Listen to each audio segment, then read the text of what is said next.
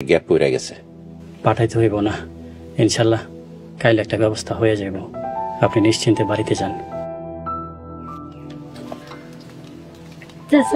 চলুন। দেখো মাইয়ার কাণ্ড, কলেজ থেকে আসছে। আমার আদরের কুলাঙ্গার সন্তান হাজির। এই যে নবাবজাদা কুলাঙ্গার সাহেব, আপনি কোথায় ছিলেন সকাল থেকে? আব্বা, আমি একজন সম্মানী ব্যক্তির সন্তান। আমার আব্বা একজন বিশিষ্ট মাতবার। নিজের সম্মান নিজে নষ্ট করেন না। সম্মানী ব্যক্তি কারে কয় বুঝেন? আব্বা, এই সাত সকালে আমার উপরে ঝড় তপন শুরু করার কারণটা জানতে পারি? কারণ জানতে চাস? ওই তোর নামে দুনিয়ার বিচার, তোর বিচার শুনে আমার সকাল শুরু, তোর বিচার শুনে আমি ঘুমাই।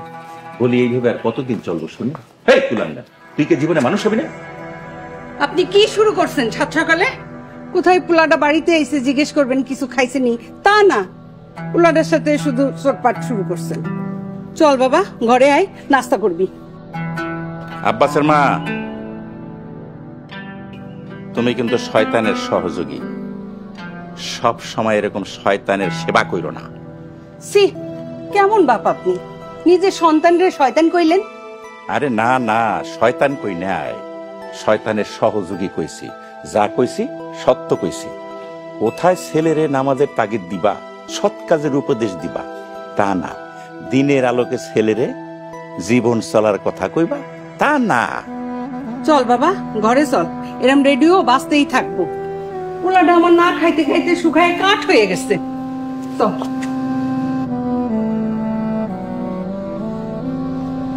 সবই আমার কপাল। পোলারে মাদ্রাসায় দিয়েছিলাম এলএম শিক্ষার নিয়তে, মাদ্রাসা ঠিকতে পারলো, স্কুলে ভালো কিছু করতে পারলো। সৎ কাজের কোন নিয়ত তো নাই। হে আল্লাহ, তুমি আমার ঘরে কি পাঠাইলা মাবুদ? আব্বা দোয়া করেন, আল্লাহ একদিন ভাইয়ারে ঠিকই বুঝ দিব। তখন দিনের পথে চলবো, কর্ম কইরা খাইবো। সেই দিন আমার কবে আসবো রে মা, কবে আসবো? সেই দিন দেখে দিতে পারো আল্লাহ জানে। তা মারে, তোর খবর কি? তোর লেখাপড়া কেমন চলছে? আব্বা 8 দিন ধরে হুজুর পড়াইতে আসতেছে না। শুনছি হুজুর নাকি অসুস্থ, খুব টেনশন লাগতেছে। আপনি এলাকার মাতবর, মসজিদের সভাপতি, হুজুরের এবার দেখতে যাওয়া উচিত। হ্যাঁ, মুয়াজ্জিন নামাজ পড়াইতেছে। ভাবছি বিকেলে একবার গিয়ে দেখে আসুন। ওস্তাদের জন্য তোর সম্মান দেখা আমার খুব ভালো লাগতেছে। তুই কোনো টেনশন করিস না মা, যা ঘরে যা।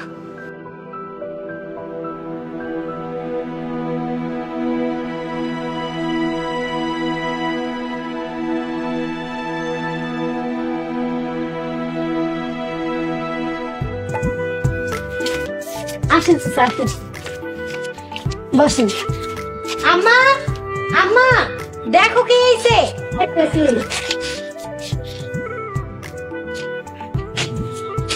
আসসালামু আলাইকুম ভাই সাহেব। আসসালামু আলাইকুম কাকা। ওয়ালাইকুম আসসালাম ওয়া রাহমাতুল্লাহ। আব্দুল জব্বারকে দেখতে আসলাম। চাচা আপনি বসেন, আমি আব্বারে নিয়ে এসেছি। ঠিক আছে? ভাবি সাহেব, সে এখন কেমন আছে? তেমন কোনো উন্নতি হয়নি ভাই। জ্বর ভালো হয়েছে 2-3 দিন। হাঁটুর ব্যথা, কারো সাহায্য ছাড়া চলাফেরা করতে পারে না। আরে এই সময় জ্বর আসলে অনেক কষ্ট দেওয়া যায়। হে আল্লাহ, তুমি শেফা দান করো।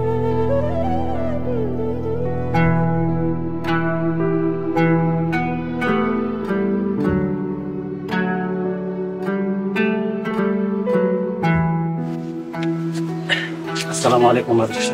ওয়ালাইকুম আসসালাম ওয়া রাহমাতুল্লাহ। জব্বার, তোমার শরীরটা এখন কেমন? আলহামদুলিল্লাহ, আল্লাহর রহমতে খুব ভালো আছি। মাত্র ভাই আপনি আসছেন, অনেক খুশি হয়েছি। টোকনের মা, মেহমান আসছে, চা নাস্তার ব্যবস্থা। জি আচ্ছা, আপনারা বসেন, আমি ব্যবস্থা করতেছি। আব্দুল জব্বার, এত উতলা হয় না তো, আমরা চা নাস্তা খাইতে আসি না, তোমারে দেখতে আসছি। শুক্রিয়া জনাব, কিন্তু আমি অসুস্থতার কারণে মসজিদে নামাজ পড়াইতে পারি না। তাতে সমস্যা নাই, মুয়াজ্জিন চালাই নিতেছে। তুমি এই ব্যাপারে একদম চিন্তিত হও না। ভাই সাহেব, আপনি আসছেন ওনারে দেখতে, আমরা খুব খুশি হয়েছি। ভাবি সাহেব, আমার মাইয়াটা তার ওস্তাদ নিয়ে খুবই চিন্তিত, তাই নিজের চোখে দেখতে আসলাম। আপনার মায়াটা অনেক ভালো মাদবর ভাই। আপনার মেয়ে আপনার জন্য আল্লাহর খাস রহমত। এমন মেয়ের বাবা হইতে পারাটা ভাগ্যের ব্যাপার। তোমার ঘরেও আল্লাহ তিনটা রহমত দিছে। আমার ঘরে রহমত দিছে, আযাবও দিছে। চিন্তা করেন না, সব ঠিক হয়ে যাবে ইনশাল্লাহ। বয়স কম তো, একটু পরিপক্ক হইতে দেন। আর ভালো হয় যদি বিয়া শাদী দিয়া দেন। সংসারের জল কান্দে পড়লে দেখবেন সব ঠিক হয়ে যাবে। আর যদি পারেন একজন নেকবান্দির সাথে বিয়া করাই দেন। আমি যাই না শুনা কোনো মাইয়ার জীবন নষ্ট করতে পারবো না। যাই হোক আব্দুল জব্বার, আমি কালকার আরিফারে তোমার বাড়িতে পাঠানো। আর পড়াশোনা অনেক গ্যাপ পড়ে গেছে। পাঠাইতে হইব না, ইনশাল্লাহ কাইল একটা ব্যবস্থা হয়ে যাব। আপনি নিশ্চিন্তে বাড়িতে যান। চাচা চলুন। দেখো মাইয়ার কাণ্ড, কলেজ থেকে আসছো, কোথায় রেস্ট নিব তা না। আচ্ছা দাও।